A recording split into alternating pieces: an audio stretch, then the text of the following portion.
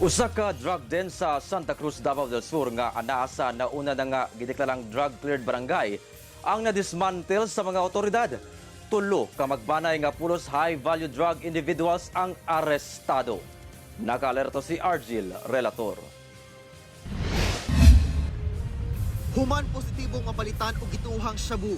Gilayong gisulod sa mga otoridad sa pagpanguna sa Davao del Sur Provincial Drug Enforcement Unit kining usa ka balay sa Sitio Taco, Barangay Zone 1, Santa Cruz sa Davao del Sur alas 11 Miyerkules sa buntag.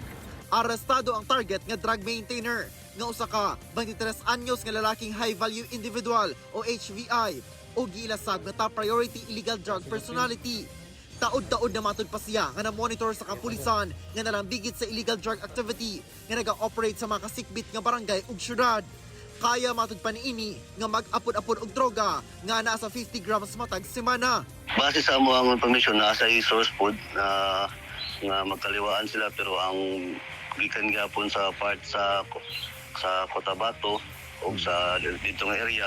Lakit sa nadakpan ang 41 anyos nga igsuon niini nga nalambigit sa matod pa sa pagmamaligya og shabu ug ang 19 anyos nga igagaw nila nga pulos mga HVI sab. 27.2 grams sa gituwang shabu nga dunay standard drug price nga hapit 185,000 pesos ang nasakmit sa mga otoridad sa maong operasyon.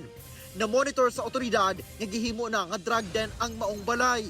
Katong balay nila nga kung sila nadakpan kung ilang mga konsumante kanang mga sudan na droga madtulid to mo palit time ginapagamit apo na sa sulod mismo sa ilang balay. Ang pagkasikop nila mupahugot matud pa sa multi-sectoral effort aron magpabiling drug cleared ang Barangay Zone 1. Ana-ana sa kustodiya sa PDEA Davao del Sur ang mga dinakpan samtang ginaasikaso na ang pagpasangat og kasong paglapas sa Comprehensive Dangerous Drugs Act batok kanila.